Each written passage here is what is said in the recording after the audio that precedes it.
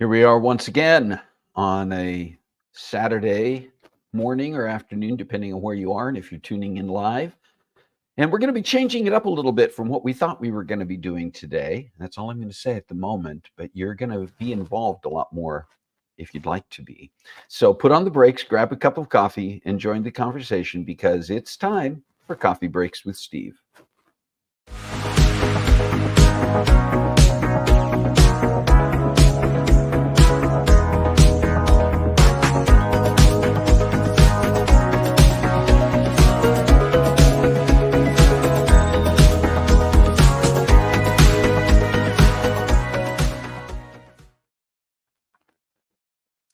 I'm traveling. I'm on the road again in Rhode Island on the East Coast. So that's why I mentioned morning or afternoon, because it's afternoon here. But wherever you're tuning in from, welcome. If you're in live today, it is Saturday, March 9th, 2024. And if you're joining us later on and watching this recorded, you're welcome as well. And that also goes for anybody who's here for the first time. We want to welcome you and glad you're joining us. Regardless, whether you're here for the first time, whether you are one of the regular members of our family who gathers around our virtual coffee table every single week, say hi, let us know that you're here. See, Jerry Thompson is here. Rick is here. Rick Venturi, Carla Venturi, Kim Baker, good meowing afternoon and happy Saturday. Absolutely, Kim. So, and Kathy Garlick is here. What's different about your hair? Well, for one thing, it's growing, and I'm actually going to get a haircut when I get back to the West Coast because I'm going to be getting ready to leave for another trip, and it's just going to be easier as we get into for traveling in general, and for the summer months that are eventually approaching, it will be nice to have shorter hair. I think the other things that you're noticing, Kathy, is that when I'm here, I'm actually facing a window, so there is natural light that's lighting me up instead of the studio lighting I usually use when I'm at home. And so I think you're seeing more of the highlights and more of the gray that is getting in there, which I'm not afraid of. I don't mind it at all. But yeah, it is a little bit on the long and fluffy side right now as well. No closed captioning available. Okay, we'll take a look at that, Rick. Typically, that's supposed to be coming up automatically in both Facebook and YouTube. So we'll see if we can find the sources of that. I'm actually seeing it. I'm watching Facebook and seeing closed captioning there, and not seeing it on the YouTube channels. We kind of monitor both, but we'll see if we can take a look at that. Carla says she sees closed captioning. May depend on which platform you're on right now, because it looks like potentially the YouTube side didn't go automatic to closed captioning. My apologies for that. It will be available after the fact on both platforms because we make sure of. Now it's available online. Thanks. Okay, good deal. Glad we corrected that. And again, thank you all for being here. Hey, I mentioned in the intro in our cold open that we're changing things up a little bit. We'll talk more about that in a few minutes, but we had planned on having our favorite bibliophile and book and author expert, Ann Davis East, on today. And Ann unfortunately had something come up, family situation that came up. She let us know about. And we are very committed to the fact that family comes first.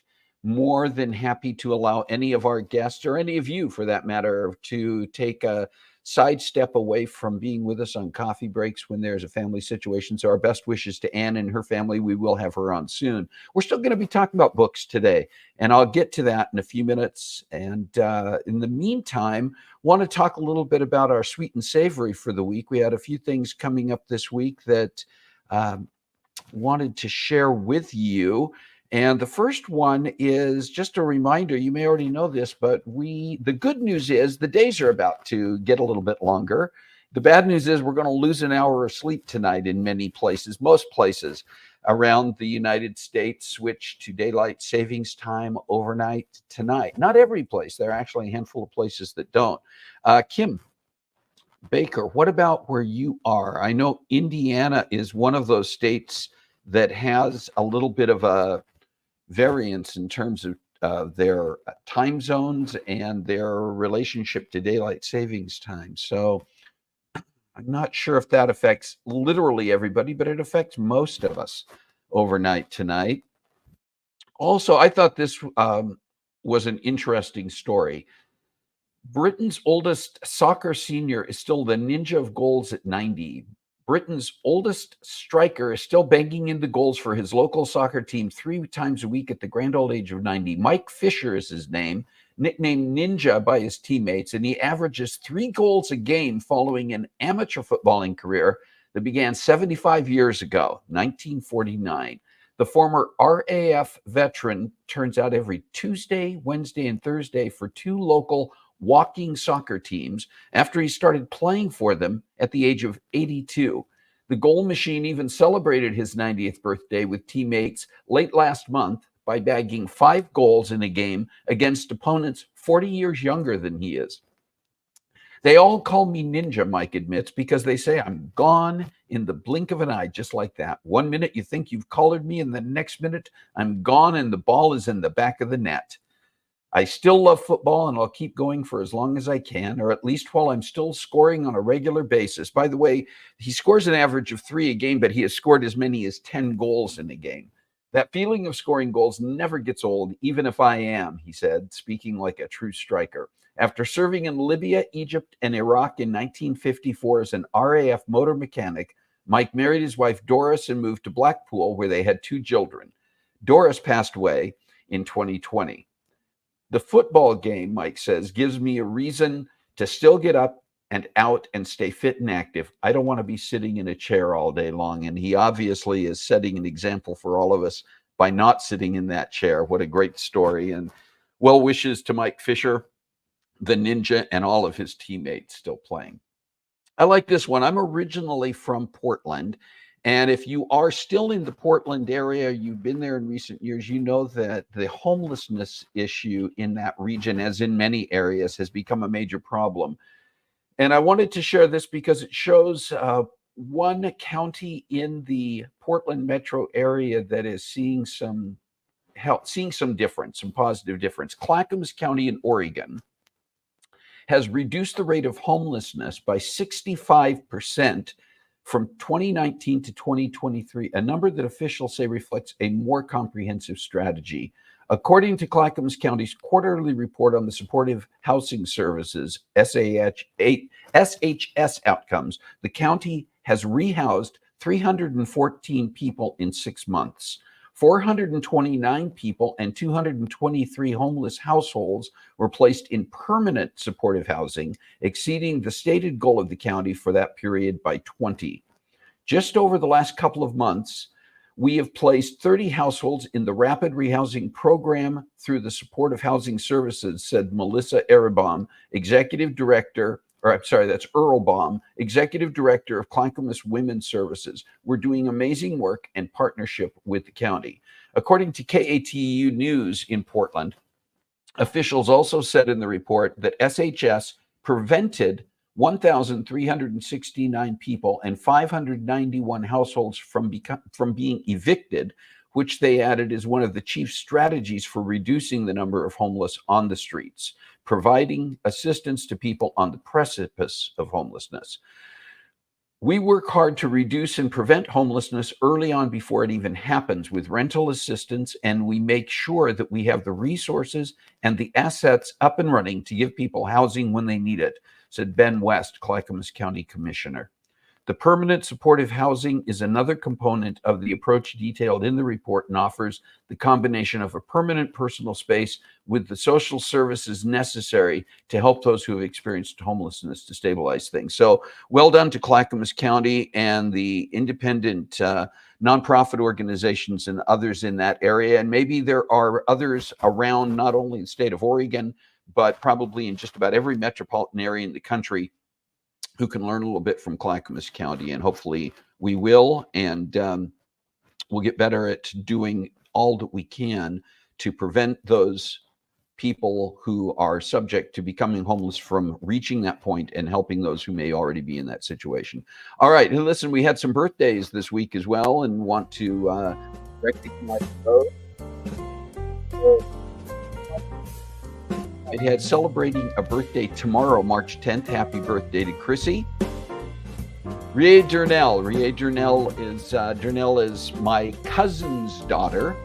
And so what does that make her? First cousin once removed, I think. So birthday on March 11th. So happy birthday to Rie. And then even though he's no longer with us, departed this life a couple of years back, my dad, Frank Glavan, celebrates a birthday on March 11th, and we still acknowledge that. We still celebrate that day with him and on his behalf. So happy birthday, Dad, on March 11th. Hey, do you have a special day that you would like to let us know about this week? Put it in the chat so that we can celebrate with you. And if you've got something coming up in the month of March, and maybe even later in April or May or throughout the rest of the year, you just want to make sure we get it on our calendar and celebrate and acknowledge that with you on Coffee Breaks. You can let us know in the chat if you want right now, or better yet, send an email to cbwsteve@comcast.net so that we make sure that we have that on our calendar, and that in the appropriate week, we celebrate and acknowledge that with you. Okay, listen, I told you that there were going to be some change-ups, and we want to get to what's going on this week. Again, Ann Davis East had planned on being with us and is not able to join us, but I do have a couple of special guests who are going to be with us here. Oh boy, wait a minute. Okay. We're still going to talk about books, and what we're going to do is we're going to talk about books that have been adapted into movies or television shows or TV miniseries, kind of the good, the bad, and the ugly of all of that. Which ones that you have read the book and seen the movie you think were good adaptations? Which ones you think they didn't quite get what they needed to in converting it from a book into a movie or TV series? And even talk a little bit about what some of the challenges are in seeing that happen. You know, why some of the details that are in a book can't necessarily be told in the time span of a movie, or even sometimes when they change things for creative purposes. So I want to introduce two guests who have been with us in the past on the show. Carissa Wheelock is joining us, and there's Shalane Shepard as well. So, and Shalane, I think you are muted at the moment, so you may have to. You're doing that on purpose. I get it. No, you're just gonna muted. be the silent partner. She's silent. You're doing. You're going to be talking about those books that have been converted to silent movies, possibly. Yes. And we also want to. So many. The other thing that we want to do is ask all of you who are gathered here with us in the chat around our virtual coffee table, what are yours? What are some of the books that you've read that have been adapted to a movie or a TV miniseries or something of that nature that you'd like to share with us, and maybe talk about your particular perspectives on those adaptations? So we're going to be having a chat today about that. And I'm going to start. I'm going to lead off by talking about a novel that I'm actually in the process of reading right now that was adapted to one of my favorite all-time TV miniseries, and that's Band of Brothers. Stephen Ambrose wrote the book actually in 1992 by conducting interviews with many of the men who served in the 506th Airborne Division, parachuted into Normandy behind the enemy lines on D-Day and covered their exploits and what they did over the course of the remainder of the war, and then was able to share some of the things that they did after the war. And to me, it is, first of all, the miniseries itself, which I saw before reading the book, is one of the best miniseries I think ever created. It is partially because it is about real people, and it really shares much of what actually happened during World War II in ways that times are difficult and graphic to watch, but are not done for sensationalism. But the book actually is able to tell much more of the backstory and actually expands on some of the characters that some of the maybe secondary characters, particularly in the miniseries, and shares a little bit more of their story. And in some cases, even, you know, they may have been portrayed with in a certain way, may not even have been completely likable in the miniseries because we only saw them in brief situations and moments. In the book tells a lot more. There are also a couple of things. While I think the miniseries is extraordinarily well done, there were also some things factually that were not represented accurately in the movie and the miniseries. In fact, in one of the episodes, they focus on one particular soldier who was suffering a little bit from not even PTSD. I mean, it was almost like he was suffering from a little bit of mental emotional issues from the moment he dropped in, and it kind of follows him getting from the point where he is struggling to the point where he actually engages as a soldier. And without giving any spoilers away, he is wounded toward the end of that episode in battle, and the postscript at the end of that episode indicates that he never recovered from those wounds and died just a few years later, when the reality is that he actually did recover, went on to serve heroically in the Korea conflict, and didn't pass away until 1967. And so there are some things that I'm not known if that was just an error on the part of the producers, or if that was something that they did for some other reason to try to create kind of a... I would have thought that it would be more dramatic to be able to say he recovered and he did more heroics. So agreed, because they do that with many of the other characters. They tell, you know, when they've gone through something, they do a follow-up to kind of share about it. So it's interesting that they did not necessarily there. So I kind of spread this around. And again, Kathy mentioned The Martian and The Green Mile books and movies. And we're going to talk a little bit, I think, about The Martian in a few minutes. The Green Mile, of course, one of any number of novels or short stories by Stephen King that have been adapted. And boy, we could have a whole conversation about that, because both from the standpoint of Stephen King's initial reaction to some of those, and also about which ones work and which ones don't. And I've got I've read quite a few of Stephen King's novels, and I've watched some of the movies and the mini series, and very mixed feelings on those. Carissa, do you have any that come to your mind that you'd want to talk about? Well, one that's really relevant right now is Dune. Now, I actually read the book a long time ago. I think the last time that I read the book by Frank Herbert, Dune, was back in middle school when I first saw the original movie. My best friend at the time, Alyssa, showed it to me, and she was a big fan. So she had introduced me to the movie, and that particular version of the movie, the way it was kind of. Are you talking about the 1984, the first adaptation to a movie? Because now we have the 2021 and now just released secondary to that 2024 that are following that story. But and there's the mini series that came out in the 90s as well, which in the year 2000, the mini series came out. Okay. Yeah. So I saw the original, the 80s movie, but it when I watched it the first time, it really threw me, because one of the things that they do in the original adaptation film is they have a lot of internal dialogue. And the way my friend explained it to me is that they're trying to keep it really true to the book, the way the book was written. So then I was like, well, now I need to go back and read the book, because it's distracting for me in the movie when I'm trying to follow, and there's all this stuff that normally I would only get from a book. So I read the book back then.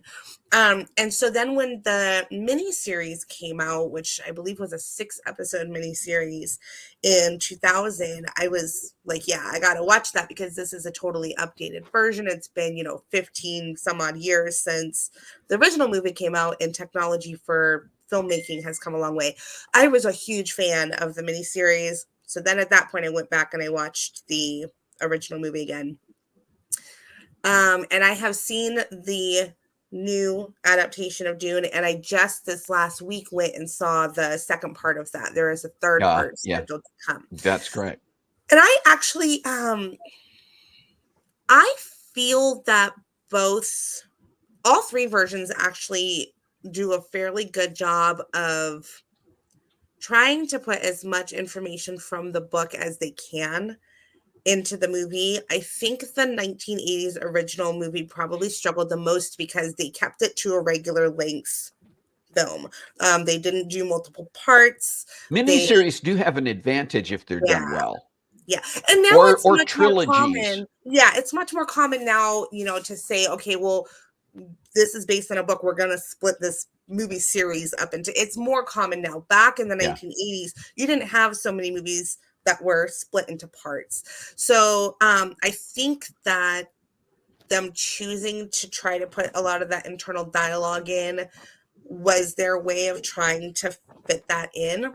I do not think that it translated nearly as well as the miniseries or the new movies. The new movies really, I was thrown off when I saw the first one.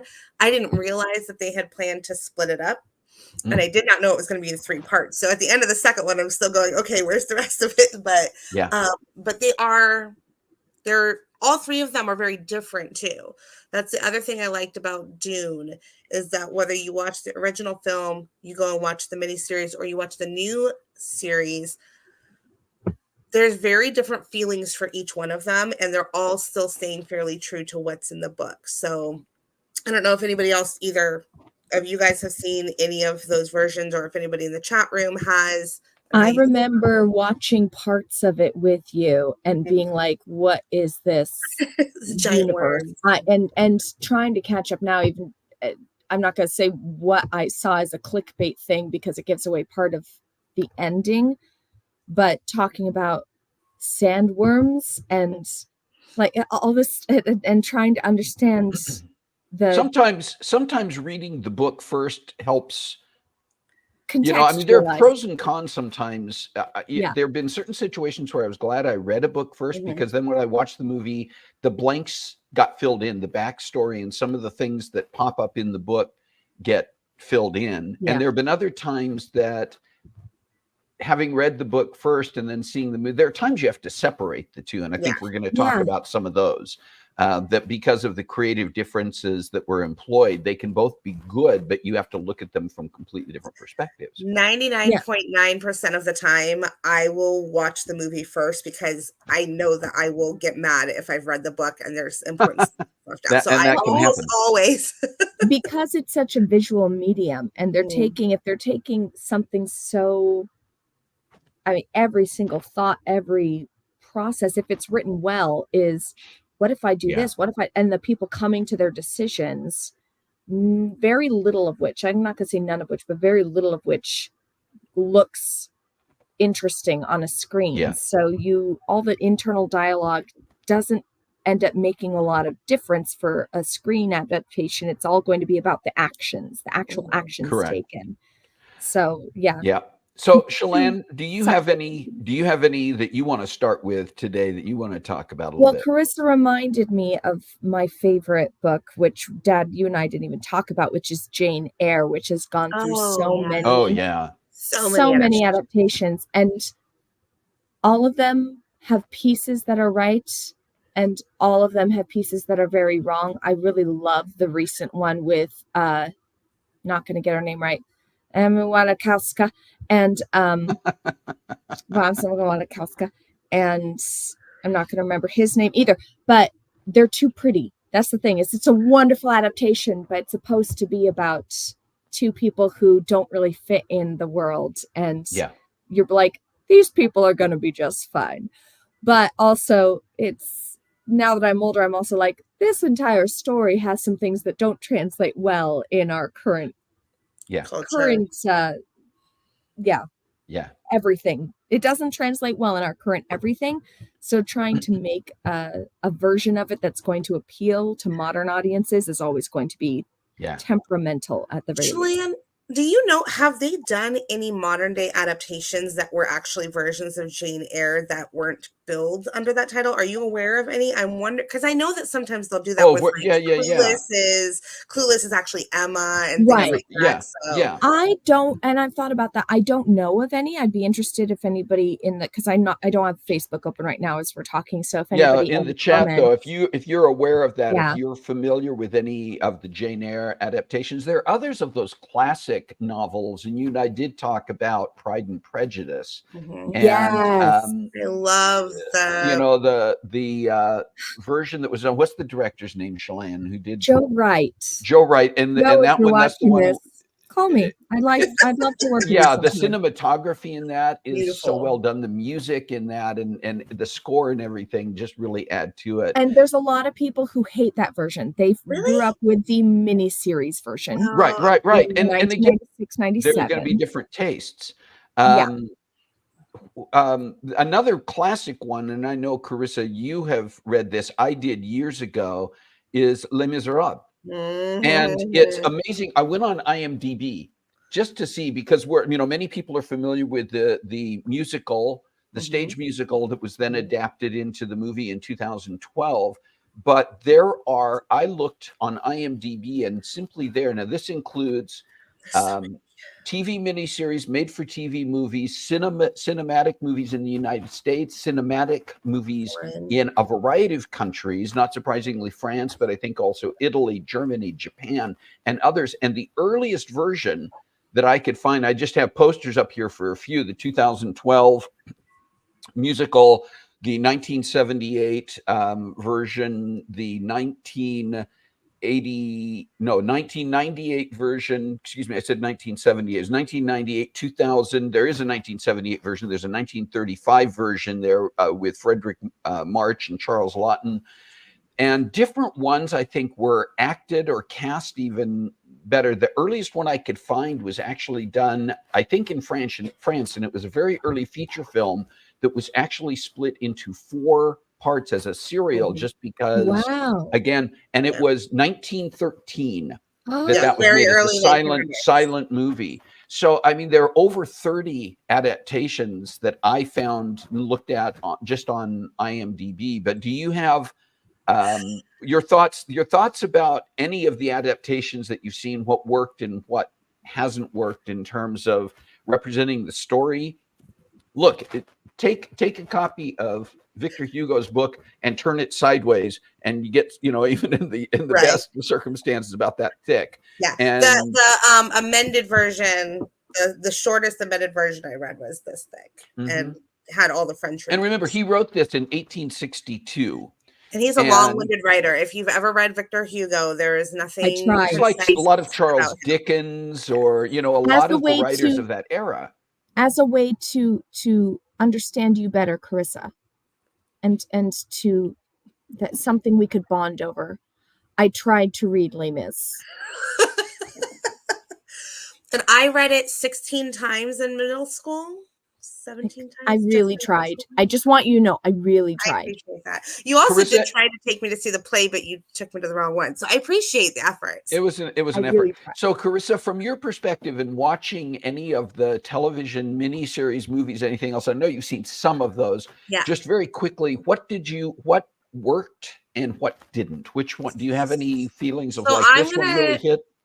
I'm going to talk about 3 real fast, and I'm going to try not to get on a soapbox, since this is an area I get on a huge soapbox about. Shalane may recall this, and Dad, you may recall this. The 1998 version, if I see that version of a video somewhere, I will turn it around backwards and hide it in the back of the pile. I do not want to subject anybody to that level of torture. It's the worst adaptation of a book I've ever seen in my life, and somewhere in hell, possibly the director is burning. I don't know, but it was horrid. Which one or ones do you like? The one with Liam Neeson and Claire Danes. Yeah. And Uma Thurman, and I think Jeffrey Rush who plays? I think so. Yeah. And I wanted it to be good because it's an all-star cast. It's literally an all-star cast, and it was horrid. It's just flat, right? I mean, it's just not even that. They changed stuff. They changed. That's right. They changed so many of the elements. So for anybody who doesn't know or hasn't seen the musical, the book is centered around Jean Valjean. And it's kind of got all these offshoot stories, which is why it's so long. Jean Valjean goes to prison as a very young man for a crime that was like barely a crime. And this officer, Javert, who was in charge of him at the prison, basically is just looking for ways to, harangue him and harass him the whole time he's there. So their story carries throughout, and then they interact with other characters along the way. And all of these characters, because he's so long-winded, all of these characters are written with a very particular personality. They're very. They don't. And in some cases, they are also types. I mean, they're archetypes that are supposed to represent beyond even the individual characters. They represent those which again was very much a style of that type of writing of the time, Dickens and Hugo, and even people like Tolkien and others who wrote during that time had strong symbolisms and those archetypes in their characters. And part of it was that anytime that that Victor Hugo wrote, he wrote about particular aspects of French culture. So this is it ultimately ends up based around the French Revolution. There's a lot of those archetypes in there. But the 1998 version, unfortunately, they decided that they just needed a lot more drama than was already written in around a war and prison and running for your life and all that. So they completely altered the primary characters' personalities and created things that never happened in the story just for the sake of the film, which I was appalled. So I will throw that movie in the trash every time I see it. The other thing that I will say, and I have seen other versions, I did watch the first 2 parts of the original French silent movie, which again, it's they only had so much to work with at the time. And I think that I'm not sure that all 4 parts of that serial or even exist in a way that can be watched. I think the parts 1 and 2. They may be on YouTube. That may be a place to look for them. And if anybody else knows about that, put that in the comments. But I will also say this: I'm a huge fan of the musical, which is how I got into the book and the film in the first place. Big musical fan, and one of the things about the musical is it does take a lot of liberties. First of all, the musical is technically and actually an opera, but it's condensed because there's only so much they can fit in, and because it's for stage, you don't have all the film elements that you can add to it, so you have to kind of piecemeal. The musical does a fair job, both on stage and in the newer film musical with Hugh Jackman Anne Hathaway and all them. Am I right in saying that they try and make the characters more likable? Because not all of the characters. Yes. So for one thing, some ways. in the musical, one of the characters that you meet later on, his name is Marius. He's a student Yep. who has gotten himself involved in the revolution. He's actually bourgeois. And so he's in a battle with his grandfather because he basically wants to ditch the money and go fight the revolution. And it's a whole thing. Musical just makes him out to be a nice young kid. Yes, and the musical just makes him out to be nice.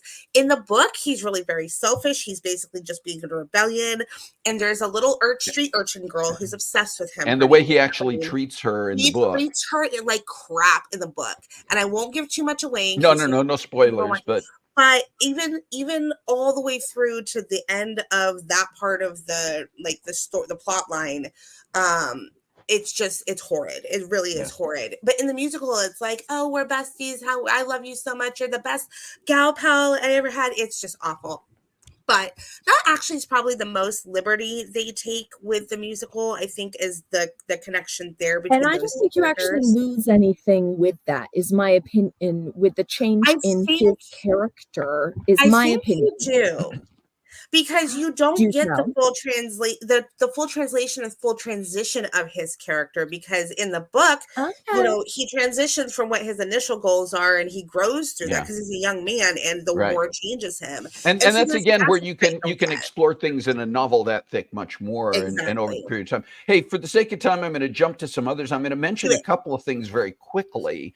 And again, I want to spark some ideas with the rest of you. I think we've mentioned a little bit things like authors like Tolkien and Dickens.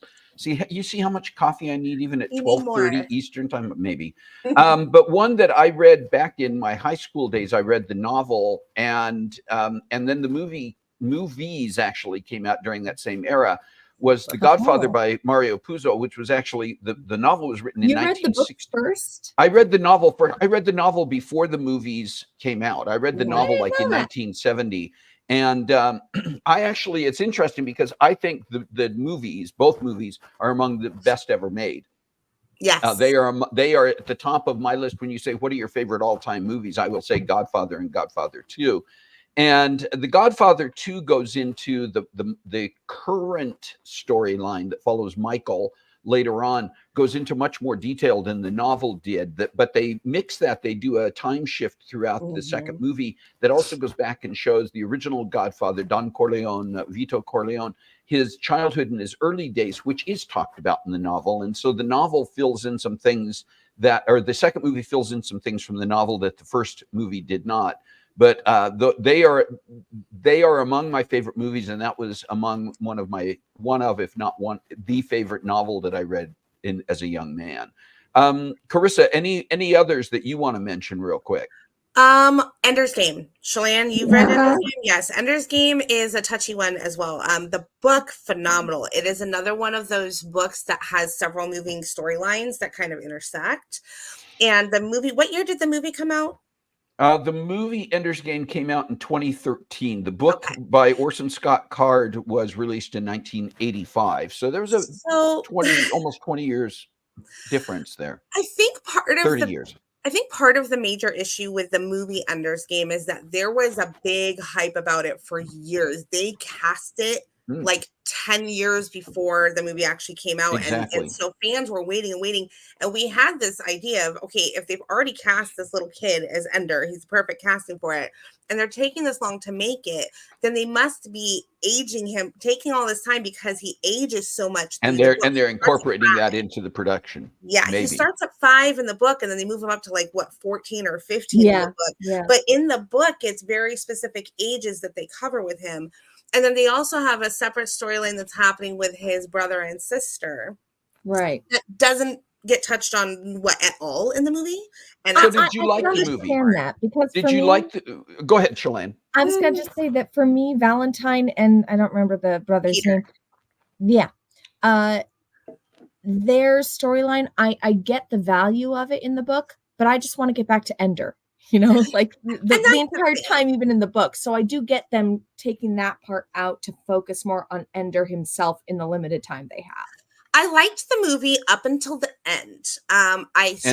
We won't give spoilers, but right. But the only thing about the end, really the only issue I had with it is it felt rushed. There's some important stuff that happens at the end of the book that ties everything back together and kind of gives you some closure, but also leaves some things open. And they kind of really rushed through all those important parts. And that's really the only issue that I had with it, besides leaving out that a whole other thing. Personally, I would have liked to see them touch on the stuff with the brother and the sister in the movie, but that one's kind of neither here nor there. Yeah, I have an opinion. My opinion is that the amazing parts of Ender's Game, yes, you do get occasional, like at the beginning of chapters, you get these weird sort of half conversations between the grown-ups, and you're not sure who's what the plot is quite, and then they transition to talking from Ender's point of view about what he's going through. It's like they carried that part into the movie and it didn't work well. Like so much attention spent on the adults. And it's like, no, the drama here is with this child and what this child is having to deal with. And they took away from that by focusing on, I love him, but by focusing on Harrison Ford, we lost as a star power. Hey, we're going to get very short on time, and there's one more that I wanted to make sure we hit here. We had several in here that I know we're not. We had a lot of opinions. Can you tell? That's all right. That's why we wanted to have this conversation. Again, I want to encourage both during our live show now, but even afterwards, you can continue to participate in the chat. And several of you have mentioned things on here that we're not ignoring you. I love having the comments, and I hope it generates additional conversation. One more I wanted to hit, because I know, Shalane, you've read this book, and Kathy Garlick mentioned it as well, as The Martian by Andy Weir. And it's an interesting backstory, because Andy Weir, I don't know if you knew this, actually self-published the book on his blog originally in 2011. And then it was picked up by a publishing house in 2014. I said 2011 and I said 2014. 2011 and 2014, just to be consistent. And then the movie was actually produced almost at the same time, was in production and released in 2015 with Matt Damon. And from your perspective, did there are actually several, I've seen posts by several astronauts and scientists, astrophysicists and others, who say that the movie is one of the best representations of actual science in a science fiction presentation, for a variety of reasons. And I don't know how well the book and the movie follow each other. Do you want to talk about some of the key things? I have to say, I watched the movie, then read the book. Yeah. Is what I recall. Time has no meaning since 2020. So I understand. But I watched the movie and found it so interesting, and knew that it was supposed to be that the book, like, I wanted to do that comparison. Yeah. I actually like the movie better. I felt like the actors were able to bring in depth that in the book, I felt like I could tell that it was the author's first book, and that all of the characters had a similar cadence, a similar way of speaking, like the same voice. And so, but not a bad book. I mean, it's not bad at all. And there's definitely some pieces that you get in the in-depth analysis and the science things, which I'm much more artsy than science. So you would think that would be very boring, but the way it's brought forth, it's like, oh, that's really cool how that works. And getting, I don't know how Andy Weir's background. I mean, it would be interesting. I don't have the information up in front of me, but about him, because Carla mentions as well that the book covers a lot of technical stuff, and you see things covered even in the movie that, of course, they have to again skim past certain things. It's like, wait, why are they doing that? How exactly is that happening? But that's one of my favorite things in a book or in a play. Is learning about something I had no idea about. It's hard to bring that into a movie effectively without you getting lost in and having to talk through a bunch of things. That's right. And sometimes it creates a situation where it's like, okay, now it's almost like you expect them to break the fourth wall and turn to you and say, let me explain why this is happening. Margot Robbie. Yeah. Yes, exactly. But it's great sometimes. After seeing a movie, I will sometimes do a couple of things. One, I'll look for posts online. Yeah. Not Wikipedia, where people actually sometimes will be interviews with the author or with the producer, or go back and read the book afterwards. There were a number of others that I know that we wanted to talk about today. We're just not going to have time to. But again, I want to encourage, even, we had, like, I wanted to mention some things. One of my current guilty pleasures is watching reaction videos on YouTube. And I'll watch reaction videos, particularly if it's one of someone reacting to one of my favorite movies, and to see, and particularly in cases where they don't have a lot of background with the backstory, sometimes you'll see that the reactors, even very good reactors, struggle to try to follow or to fully appreciate because they don't have perspective. Right. One of the ones that I've seen come up recently is the movie Contact, Jodie Foster, Matthew McConaughey movie, and the book was written by Carl Sagan. And it does a lot to kind of integrate issues with religion and with politics in there. And one of the things people go like, it seems like they focus too much on religion. Well, Carl Sagan in his book, Carl Sagan himself never identified himself as an atheist, but he would call himself an agnostic. And that comes through in Jodie Foster's character in the movie and in the character in the book, that she's not saying specifically there is no God. She's saying, I don't see empirical evidence. Well, I think the entire storyline is based around faith, right? In its own way. And if you miss that, you miss a key element. Which is interesting coming from Carl Sagan's perspective, because he's really, in a way, he's putting a little bit of, he's not poking fun at, but he's pointing out some of the issues that can occur when science and religion or faith overlap. And also when science and politics overlap, because he came at it from the perspective of a scientist. And religion and politics. And religion and politics. So there's this triangle. But people have varying, like I see Kathy saying, Jodie Foster being flat in Contact. And I think there were aspects of her character that were. And at the same time, I really enjoy the movie in many ways. I think that there are issues on both sides of that as well. And again, if you read the book and see how the characters are portrayed. So listen, we're out of time on that. I wish we had a lot more time. We'll have to do a part 2 and 3. We'll have to do a part 2 and 3. The miniseries.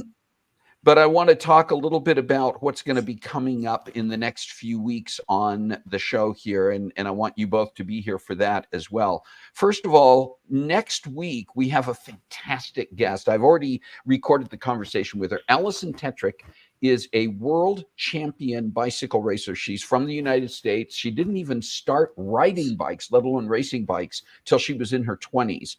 And she has been on U.S. teams worldwide. She has multiple championships. She has world records. She's raced on gravel. She has raced on hard surface. And it's just amazing to hear her backstory and how all of this happened. The other thing is she suffered more than one crash, which ultimately resulted in traumatic brain injury. And she is now also a spokesperson and advocate talking about the need to recognize and deal with traumatic brain injury. You are not going to you do not want to miss my conversation with Allison Tetrick next week. And then a couple of weeks, this wonderful young lady, Olivia Sargent, is going to be on. Olivia is originally from Florida, now living in Manhattan, New York.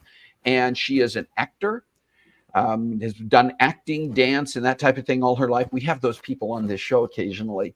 But Olivia is now in the process of finishing up getting her master's degree so that she can work in the nonprofit world. And we have those people on here because it's another passion of mine. But she wants specifically to promote the areas involving theater and acting. And so we're going to have a conversation with this young lady as well in a couple of weeks. And then starting in 3 weeks and for 3 consecutive weeks, we're going to have some special episodes. I mentioned I'm going to be traveling again. I'm actually going to be in Europe, and it's just not realistic for me to try to host coffee breaks with Steve while I am on the other side of the pond. The time zone differences and the activities that I'm going to be participating in with family members, just too much. So these 2 amazing people, Carissa and Shalane, are actually going to be hosting together those 3 weeks of shows, March 30th, April 6th, and April 13th, and they are putting together their own topics and guests for those shows, which we will be starting to promote very soon. So you definitely want to tune in for those. I think it's great that rather than having to say we're taking a 3-week hiatus, that we've got 2 people who are obviously demonstrating the show. We're the show. just taking over. And I hope that we see more of that in the future beyond this. So I'm actually looking forward to that. I do want to, again, put this out there that if you've got topics you would like to see us discussing on the show, if you have guest ideas, particularly if there's someone you can make an introduction to, can't tell you how many times that's led to amazing guests on this show, please email at cbwsteve@comcast.net to share those ideas with us as well. And just a reminder again, and a special ask, I'm going to be putting out more information on this, but we want to see more subscribers on our YouTube channel, Coffee Breaks with Steve YouTube channel. And there are a couple of reasons for that. One is that the more people are subscribed and the more people who view and like individual videos that are on there, the higher in the algorithms that YouTube has set up, the higher we pop up when people are doing searches. Why is that important? You watch it, you know. We have amazing topics. We have totally awesome, out of this world guests who come on this show, like Carissa and Shalane. But so many who are on here who are sharing such great messages, and we want more people to see that. And once we start building on that, then it gets out to even more people, and so many views that we can actually start to really promote this in ways that we're currently not able to, and start to even get some backing behind some of those episodes. So I'm going to strongly encourage you not only to go to the YouTube channel and subscribe if you have not already done so, share the link with anybody in your network who you think might appreciate what we're doing or any of the episodes that we're putting out there. So it's just a very special ask. We're going to try to reach, we want to get, right now we're at a fairly low number. I'd like to have over 100 subscribers to the channel by the end of this month, and over 500 by the end of this year, because that's going to help us boost that algorithm. So I'll be putting out more information on that. What's that? We can do it. Sí se puede. We can do it. Yeah, we can do it. Hey, listen, all of you, all two of you who are here, thank you for being here. We have gone a few minutes over. I don't mind doing that because I just love all the interaction that we get to have. I love the interaction that our participants, our viewers, I hate to call them viewers, they're part of this family and gathered around the coffee table with us as well. But thanks to all of you for being here. I just want to remind you again about those things. Let us know if there are special days coming up. Let us know your topic ideas and guests, and particularly let's try to boost that YouTube channel as much as we can. Looking forward to next week and the weeks to come, and looking forward to see Carissa and Shalane, what you bring to the show when you're hosting it. So thanks for being here today, having this conversation with us. And just a reminder to everybody, find a way to make a difference in your world this week. God bless you. Have a great week. We'll see you next time.